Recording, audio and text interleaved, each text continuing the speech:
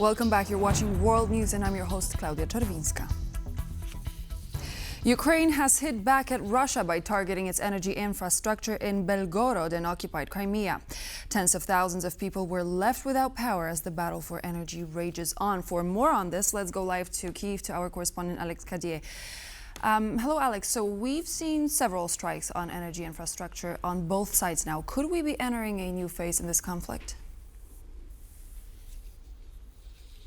Well, good evening, Claudia. That does seem to be the case, and Ukraine making good on its promise. President Zelensky saying that any blackouts and strikes on energy infrastructure in Ukraine would see a response in kind from the Ukrainian side hitting Russian energy infrastructure. That's what we saw overnight. The Belgorod region being hit with blackouts. One power station there hit in two separate Ukrainian strikes. The governor of the city of Belgorod reporting 40,000 people without power as first responders trying to assess the damage, and those repairs ongoing as well in that retaliatory strike from the Ukrainian side. We've also heard from local authorities that hospitals in that region are operating on backup power. Now, of course, getting up-to-date information from the Russian side is difficult because of how tightly the information is controlled, but nevertheless, the big picture is that there seems to be an ongoing tit-for-tat. Whenever Russia strikes energy infrastructure, as they have in the last few days in Ukraine, they did so in the Lviv region, in Chernihiv, in Zaporizhia, causing blackouts for thousands. The consequence of that will be Ukraine now wants to strike back against Russian energy infrastructure. A big difference from this time last year. Last winter, Ukraine did not have the ability and the capabilities to do so. Certainly now they seem better equipped. But I want to give you some details about the human costs of these attacks. That attack on Lviv just 2 nights ago, one of the people killed in that attack of 500 drones and 50 missiles was a 15-year-old girl. We've had more information today that in fact her father was serving in the Ukrainian armed forces on the front lines and has now returned to lay flowers on her grave. We can talk about the strikes on energy infrastructure in a slightly more theoretical level, but clearly the human cost, the pain remains exactly the same. Claudia. Thank you, Alex. That was Alex Kadier reporting live from Kyiv. Stay safe. Russia's revenues from the sale of oil and gas fell by a quarter in September compared with the same month in 2024. This decline, which has continued since the beginning of the year, is weighing on Moscow's ability to finance the war. In September, Russia earned nearly 6 billion euros from oil and gas sales, a sharp drop compared with September 2024, when sales reached about 8 billion euros. This comes as oil and gas revenues declined by 1/5 in the first 9 months of the year.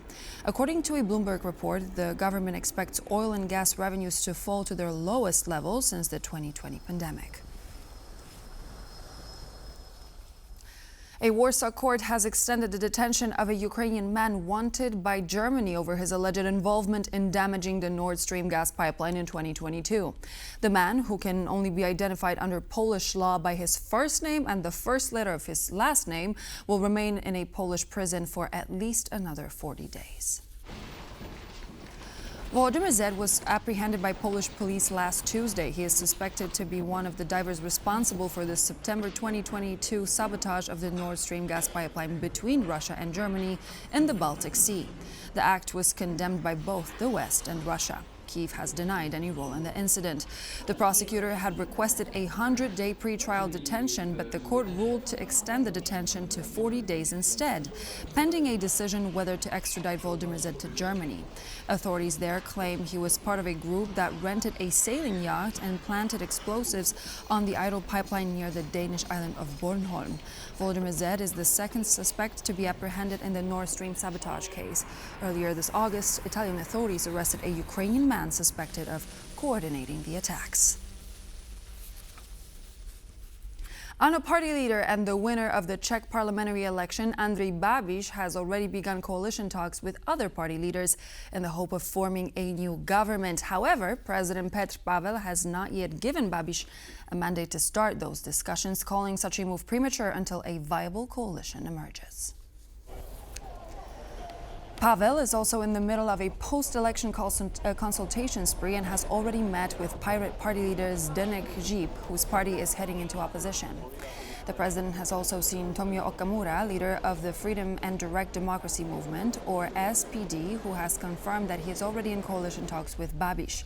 Okamura revealed that he expects the SPD to have control of one of between three ministers, the choice of which will be decided by the winning party. Babiš is also negotiating the formation of a coalition, including the Moderist Party, whose leader Petr Marcinka's political agenda differs significantly from Okamura's, spelling potential trouble for the coalition talks. Central and Eastern European elections have occupied the spotlight in Brussels today. The EU executive is confident that the appointment of Andrej Babiš as Czech Prime Minister won't splash support for Ukraine. And anti-EU propaganda circulating in Georgia in the wake of consequential municipal elections will not go unnoticed. We go live to our EU correspondent Angela Skujins in Brussels. So, good afternoon, Angela. What are you hearing about how these twin electoral contestants should impact the EU? Good evening, Claudia. So what I'm hearing from my sources officially and off the record here in the Belgian capital regarding that consequential Czech Republic election that occurred on Saturday is they're not particularly worried about Andrej Babiš's appointment as well as his ANO political party gaining 34.3% of the seats in Parliament. This represents 80 out of the 200. We know, as you previously mentioned in that report, that Babiš will have to form a coalition government, but it does present some headaches to Brussels, as he has previously flagged that he does not support certain EU initiatives for Ukraine, particularly the Kaja Kallas initiatives. Now, that this is the EU's top diplomat, Kaja Kallas. She wants to get coalition of the willing allies to pitch in and provide Kyiv at least 2 million rounds of ammunition so the soldiers can use this on the front lines to repel Russian aggression. Babiš has previously stated that he does not want to participate in this initiative, but we did ask the European Commission Foreign Services spokesperson whether they expect this to have a knock-on effect, particularly this parliamentary election. They stated that 80% of the 2 million rounds have already been acquired. They couldn't clarify the buy-in from Czechia. However, we'll have more clarity at a Foreign Affairs Council meeting next week. But the Georgian elections that occurred on Saturday were also in the spotlight today. That is the Eurosceptic anti-EU party storming those municipal elections. Now, the High Representative Kaja Kallas and other top Brussels brass released a statement on Saturday, a day after that election, which prompted protests, the storming of the presidential palace, as well as a crackdown on dissent. The EU have stated that they condemn these actions, particularly violence against the EU ambassador to Georgia. But what we'll have to wait and see is how this condemnation actually materialises into action at that Foreign Affairs Council meeting in Brussels next week, and if these headaches progress something onto maybe perhaps a migraine. But that's all from me in Brussels. I'll send it back to you in Warsaw.